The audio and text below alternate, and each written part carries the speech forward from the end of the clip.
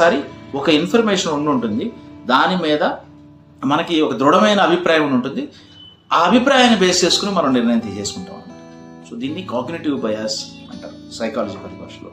అంటే for example చాలా ఎక్కువగా ఇన్ఫ్లుయెన్స్ చేసేది ఏంటంటే, మనకి మొదటిగా వచ్చిన ఇన్ఫర్మేషన్ ఏదైతే ఉందో మన మీద ఎక్కువ ప్రభావం చూపిస్తుంది.